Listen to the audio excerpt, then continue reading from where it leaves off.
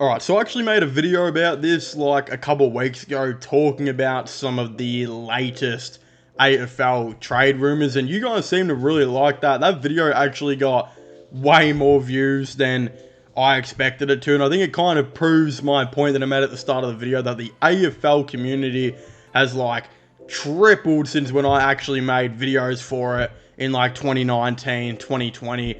So it's really, really awesome to see that. Again, I thought today, let's talk about some more of the latest AFL trade rumors and discussions, and I'll give you guys my thoughts and opinions, and of course, I'd very much like to hear all of your thoughts and opinions down below. So, of course, the first one that I wanted to jump into, which is kind of an interesting one, because you really don't like to talk about Richmond unless Caroline Wilson says that it's facts, because Caro has been extremely right about 90% of the reports about Richmond. She was 100% on the money about Damien Hardwick not being the coach next year. So again, she actually hasn't backed up this report, so I was a little bit more skeptical to talk about it. But it's honestly something that has been mentioned in previous years. It's something that's been going on for quite a while now, and it almost seems like all the last off seasons, it was like a 5% chance of happening, but this off season, it's more like a 25% chance of happening, and that's potentially the Gold Coast Suns trading, of course, for Dustin Martin. Now, in my opinion, as a Richmond fan, I do think Dustin Martin will be a one-club player. I do think Richmond will keep a hold on to Dusty, and they'll want him to be there forever. After all, he's a top 5 player pretty much of all time, so you do want to keep him as a one-club kind of guy. But in saying all of that, we know there have been pretty much confirmations now that Damien Hardwick will be coaching the Gold Coast Suns, who was one of Dusty's closest at Richmond. Of course, there's a lot of rumors as well saying that Damien Hardwick will be getting Trent Cotchin to, of course, coach up at the Gold Coast Suns as well, which I could definitely see maybe happening. In saying that, if Trent Cotchin were to join Dimmer on the Gold Coast Suns as a coach, you would expect that both of them would be heavily trying to, I think, convince Dustin Martin to go up there. And I definitely feel like that could happen.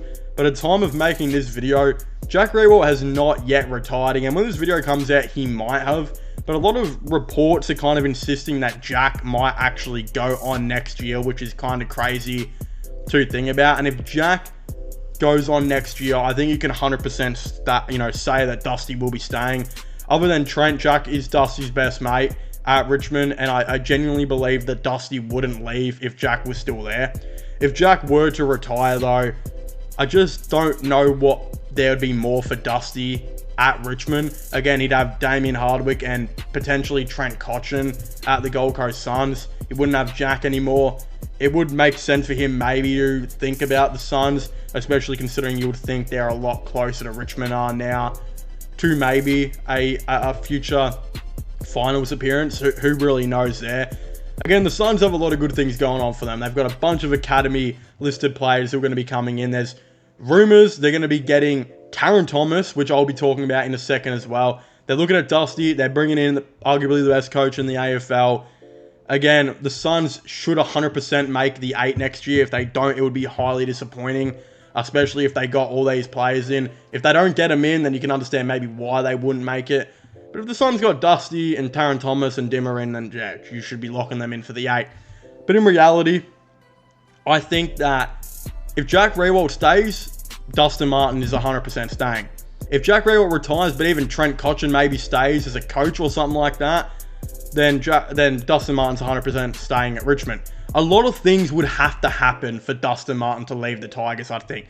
You would think Jack would have to retire, and Trent and Dimmer would both have to move on elsewhere. And even if Trent didn't go to the Gold Coast Suns and just moved on somewhere else, I still think Dusty would look at Damien Hardwick and the Suns as an option. But again, if Trent's staying at Richmond as a coach, or if Jack's staying at Richmond for another year, you can almost just lock it in that Dustin Martin will be a Richmond Tiger next year. But again, I just felt like I'd talk about it, considering most years it's like a 5% chance, and we always knew that it was never going to happen. This year, it kind of seems like some of the pieces are coming together for maybe Dusty to explore that, and especially considering Richmond are supposed to be, I wouldn't say on the downfall. They're getting Tom Lynch back next year, but they're losing a couple players, and if they lost Dusty, that'd be a massive loss for them. But yeah, we'll see how they go. Who knows? I still think the Tigers will be about similar spot to where they are now, probably this year. So again, a lot would have to change for them to drop some even more spots, really. Again, that's that. And then moving on from Dusty, we're still talking about another player that the Gold Coast Suns are interested in. This was confirmed some time ago that Taron Thomas has been linked to the Gold Coast Suns yet again. I believe this was like reported in 2021 and it didn't happen. And then it could have been last year as well, but we know with all the issues that Taron Thomas had off field, this never ever eventuated. So we know that Taron Thomas remained a North Melbourne footy player. But it just seems like for so long now, Taron Thomas has wanted to leave. Not just that, with how North Melbourne are going right now, and they're looking like they're bringing in a bunch of picks with like Ben Mackay, probably going to Essendon. They're going to bring in another top 10 pick, it looks like, with him going. I wouldn't be surprised as well if they let Taron Thomas go. I think it would make a lot of sense for them. Again, he's a really good player, but realistic thing is, with how the Gold Coast Suns are going right now, you could literally get like a future first round pick and maybe even a future third out of him. And look, I expect the Suns to make the 8, but realistically that could still be like a pick 11, a pick 12, and a future third for Taron Thomas. You still are probably taking that. Some people would argue if Taron Thomas is worth that, and I think 100% he is. If you've actually watched him play this year, he's a guy who's going to get you like 2 to 2.5 goals a game. Like, it's literally crazy how underrated he's been as a goal kicker this year. And he can play midfield too. He's definitely been like a top 5 North Melbourne player since he's like actually been there and playing, and not been like taking some time off footy. So again, if the Suns were to get him and Damien Hardwick, which it looks like they could be doing, that's one step closer to the 8. They've got all their academy players coming in. You've got Dustin Martin on their radar as well. Again, the thing is with Dustin Martin that I'd like to mention as well is a lot of commentators and a lot of experts say that Dustin Martin would not fit in the Suns because they've got too many midfielders, when it is the complete opposite. That is one of the most ridiculous things ever. I think Matthew Lloyd said it, and again, I usually love Matthew Lloyd, but like, again, that was a terrible call by him. If it wasn't him, sorry, Matty Lloyd. But realistic thing is, a lot of the Gold Coast Suns midfielders, a lot of people can agree on this, and it's kind of been their knock, is Matt Rowell and Noah Anderson are pretty straightforward stoppage clearance midfielders. Again, they definitely feel like they need a crafty guy in there like Dustin Martin. He'd be really awesome. And even Taron Thomas. Taron Thomas is another crafty guy who I still think would play forward for them, but he could definitely play some midfield minutes, and if they need some craftiness to come in there, I definitely could see Taron Thomas having an input there as well. So those two make a lot of sense to me. I think Gold Coast should 100% be interested in both of them. And again, with all these academy players, they're going to be moving on a lot of first round picks to get later picks so they can match up with a bunch of these academy guys. And again, they're going to be probably trading these to try and bring in some dudes like Dusty or Taron Thomas. Makes sense, right? The other one is, Brodie Grundy to the Port Adelaide Football Club. That one has made sense for a long time. I never liked him going to Melbourne. I know Kane Cornes said it was a good idea. I disagreed with Kane Cornes from the jump. I don't know why it seems like they did this because there was no one else. They didn't really have another option, but clearly it's coming back to bite them a bit. Again, I think they will trade Brodie Grundy. I don't know what will happen with Ben Brown, but it's clear rumours are saying they don't want Ben Brown either. If they can free some cap up like that, they could even target a Ben King out of nowhere, which is really, really interesting that they could try and do. He's going to be a free agent next year, so don't be surprised about that if they look at him. And realistic thing is, Brodie Grundy on Port Adelaide would actually be a really solid thing. The thing is with Port Adelaide, right, they're a top 4 team, but I don't think people realise how young their midfield is. Like, Zach Butters is like 22, 23. Connor Rosie's 22, 23. Jason Horne-France is literally, like, I think just turned 20. Like, those are the 3 dudes that usually start there. That is an incredibly young midfield. Then you got Ollie Wines, who's, like, I think 28 or so. Travis Boku might be retiring, so they could be looking for another midfielder there. But they desperately need a ruckman, I think. They've been struggling so long. Scott Lycett has not been the same guy that he was a couple years ago, unfortunately, because I really do like him.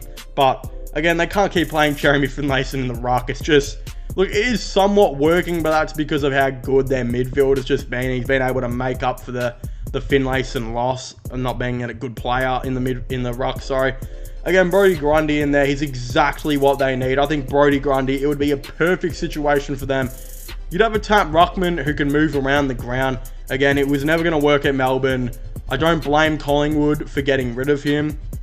I just think Brodie Grundy is a little bit overrated as a player in my opinion. But in saying that, I think on Port Adelaide, he'd be a very, very good fit and it would make a whole lot of sense to me. And yeah, I just rate this. And if you're Melbourne, you could probably get like a second round pick back for Brodie Grundy still. I still think that would be worth it. Port Adelaide seem like they want to do that. They're also interested in a Sava Radigalia, which I'm not sure I mentioned this earlier, or on a previous video. But it makes sense for them, I think, to go into this free agency. Realistically, they do need a ruckman. They do probably need another key back. The only other thing they probably need is another midfielder to replace kind of Travis Boak. I wonder if there will be a player out there that you could maybe get in for cheap or so. Again, my obvious one would be Jack Graham for them. Again, I talked about this in the previous video. We know Jack Graham has been linked to Port Adelaide, and I think he'd be low-key perfect for them. He has played less than 20% of his time this year in the midfield, which is ridiculous. He needs to be back in there, and the times he has played midfield, he's been pretty bad. That's because he's been so out of whack with it. Jack Graham needs to be back in the midfield, and realistic thing is, this dude was once seen as the future captain of Richmond. A guy who can still average you 19 or 20 disposals a game, a goal every second game or so. I think if you're Port Adelaide, if you can come out of free agency, trading away a second round pick for maybe Graham, a future second for like Grundy, and maybe a third and a future third or so for whatever Radigalia is going to be worth. If you can bring in those three players while keeping your first round pick, which I think they still own, that's ridiculous. Like, that is one of the best off seasons you'll see. They literally just got, like, they'd be probably the premiership favourites nearly next year. They would fill in every single position that they lack in, and their midfield will get an extra year older. It would be, yeah, ridiculous, right? It'd be so good for Port Adelaide. So they're interested in, again, Brodie Grundy. They're interested in Radigalia, which are two confirmed this year. They haven't been confirmed to being interested in Graham this year, but we know Graham took a tour with them last year and visited their stadium. So I think it's pretty obvious that they will 100% revisit Graham, and he hasn't re-signed yet with the Tigers. If I was Graham, I think I would leave for Port. He'd get more midfield time there. It'd be mutually beneficial for both parties if that happened, I think. And Richmond can bring in a second round pick or so, maybe a future fourth as well to sweeten it, and it would make a whole lot of sense. So, with all that being said, there is one last thing that I'd like to talk about, and that is the report of Melbourne potentially being a team interested in trading for pick number 1. We know that West Coast own pick number 1, and we know that there's rumours going around that Harley Rayner, the projected pick 1, isn't actually interested in really going to West Coast. How true this is, I'm not exactly sure. But with all this being said, the Melbourne Demons right now own pick number 4, which they're receiving from Freo, and they own pick number 17, right? If I was the West Coast Eagles and I got offered pick 4, pick 17, and maybe a future second or so for that pick 1, I would 100% do it. With the pick 4, you can bring in a guy who you know will 100% want to go to your team. You also get a later first round pick to help out with this squad. Again, it's not a good young core for a team who's been bad for so long. You'd also bring in probably maybe a second or a future second to make this happen as well. You could bring in 3 really, really solid players for Harley Rayner, who you don't actually even know if he wants to be there. And even if Harley Rayner does want to be there, I still think they should do this move. Because Harley Rayner is really good, I get that. But there is still a chance with a good drafting, you can draft a dude at 4 who's going to be nearly as good as what Harley Rayner is. Again, it's the reality. It's happened for a couple years now. There are usually the top 4 players nearly in the most recent drafts have nearly been all as good as each other, except for a couple of them. Reality thing is, I think they can bring in someone really good. And if you're Melbourne, you don't really need all these picks. You want to win now. You want to stack up this team now. And I think Harley Rayner would add a lot to them. I think Harley Rayner coming to this team and playing a lot of midfield would actually push Christian Petrarca into playing a lot more forward Now, again, Petrarca's still playing around 55 to 70% of his time as a midfielder, which, again, since Oliver's been injured, you've got Brayshaw in there now. But when Oliver comes back, I still think you're going to have to push Petrarca out a little bit, and Brayshaw will have to get pushed out maybe. But in realism, I think if you can bring in Harley Rayner, a guy who can float around, maybe play some wing, maybe play some midfield. You got Brayshaw who can still play wing and half back. You'll have much more flexibility, I think, with this whole entire team. And Petrarca down forward, I think more than midfield, would actually be beneficial for him and the Melbourne Demons. Because in realism, you don't really have that many good forwards or marking options compared to a couple of those more top-end teams. And since Melbourne have been putting Petrarca down there more, I feel like they've been playing better and their ball movement has been a bit more fluent and they've had a lot more marks inside 50. He's just another option. He's just another deadly guy down there. Makes me think Harley Rayner would just be a really good player to bring in for this Melbourne Demons team. And again, it would push Petrarca more down forward. So I'd very much like it. But again, a lot of these rumours going around right now, a lot of speculation. I would very much like to hear what you guys all think about this down below. Don't forget to subscribe to the channel for all the latest sports content, sports news and whatnot. You know, subscribe to my gaming channel, my IRL/long channels.